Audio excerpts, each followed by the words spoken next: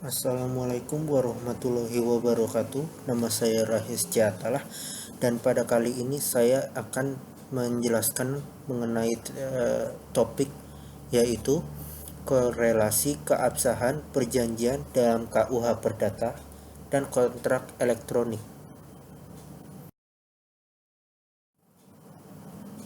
Kontrak elektronik adalah kontrak yang dibuat dalam bentuk elektronik dengan cara para pihak yang ditawarkan dalam bentuk sistem elektronik.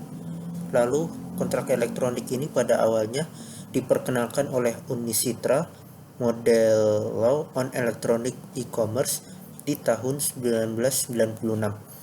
Lalu akhirnya diundangkan oleh Indonesia dalam UU ITE mengenai e-kontrak pada tahun 2008 dan diakui sebagai hukum positif.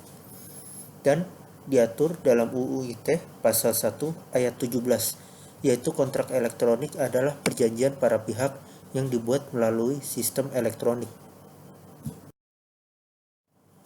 Lalu, KUH Per adalah hukum yang diadopsi dari terjemahan hukum Belanda yaitu Burgerlijk Wetboek, yang dimana BW sendiri berasal dari KUH Per Prancis pada masa Napoleon Bonaparte atau Kode Napoleon.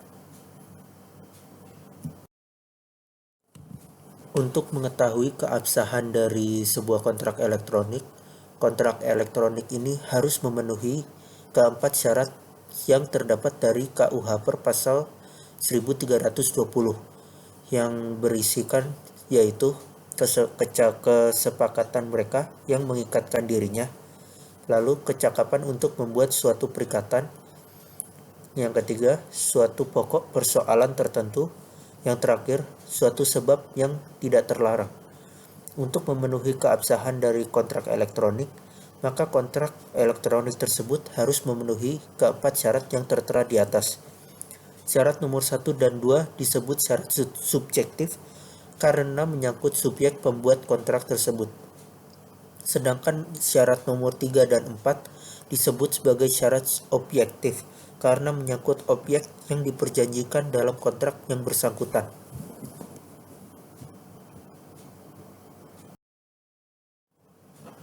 Sebuah tanda tangan elektronik ini memiliki kekuatan hukum dan akibat hukum yang sah apabila memenuhi beberapa persyaratan seperti data pembuatan tanda tangan elektronik terkait hanya kepada penanda tangan. Lalu data pembuat tanda tangan elektronik pada saat proses penandatanganan elektronik hanya berada dalam kuasa penanda tangan. Yang ketiga, segala perubahan terhadap tanda tangan elektronik yang terjadi setelah waktu penandatanganan dapat diketahui. Yang keempat, segala perubahan terhadap informasi elektronik yang terkait dengan tanda tangan elektronik tersebut setelah waktu penandatanganan dapat diketahui.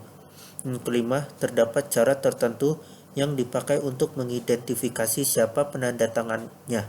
Dan yang terakhir, terdapat cara tertentu untuk menunjukkan bahwa penanda tangan telah memberikan persetujuan terhadap informasi elektronik yang terkait.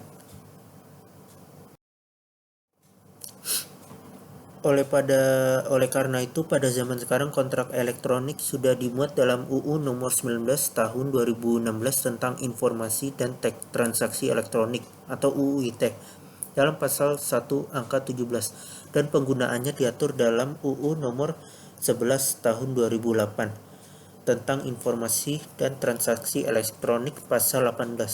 Sehingga saat ini kontrak elektronik sudah memiliki dasar hukum yang sah dan memiliki kekuatan hukum seperti kontrak biasa pada umumnya.